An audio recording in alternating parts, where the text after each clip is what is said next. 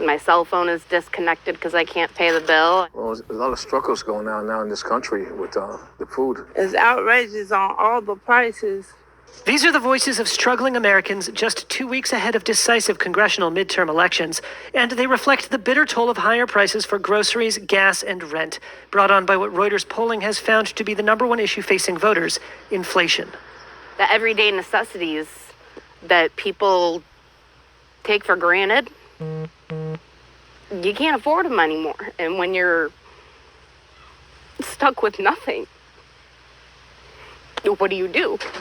Chrissy Zeffield is a 38-year-old mother of three. Oh. She is between jobs and sleeping in her friend's basement in the Chicago suburb of South Elgin. It's my air mattress that I purchased roughly about a month ago. Got it for a steal on Amazon for about $40. Amid these hard times, she compares them to memories of better days under a Republican president. I did see a huge difference in the economy and everything when our former president was in office. Our gas prices were down, food costs were great, shelves were actually stocked in the grocery stores. Record inflation has undermined Democratic President Joe Biden's approval ratings, and Democrats are worried they could see Republicans take over both chambers of Congress in November. Speaking to Reuters in her friend's backyard, Zeffield reflects on the billions of dollars in military aid sent to Ukraine when there are so many needy people around her. I have never seen somebody pour billions of dollars into another country and not its own, that is clearly hurting.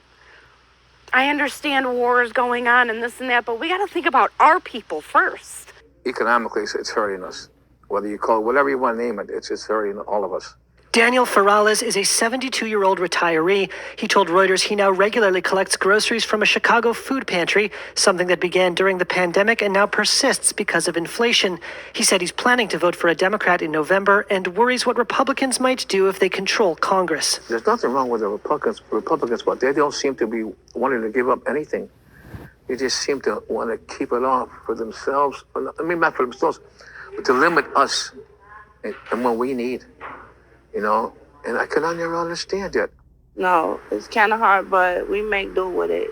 Chanel Davis is a 46-year-old who cares for both her children and grandchildren. She spoke to Reuters at a free clothing giveaway in Chicago. Her granddaughter was able to find a pair of secondhand sneakers. And my grandbaby was happy for her little pair of shoes. And she's on the phone with her mother now saying, "Look what I got, Mommy, look what I got." You know, so all of this does account.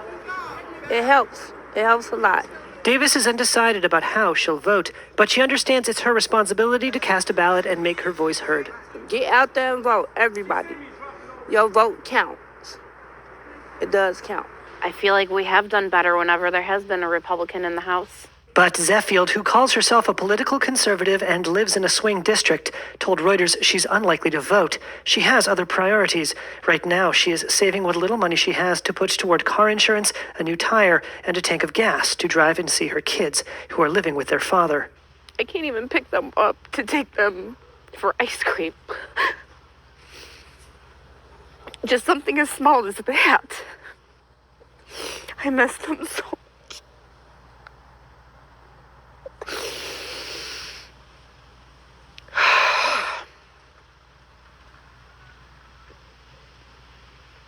I feel like I'm failing them. I really feel like I'm failing them.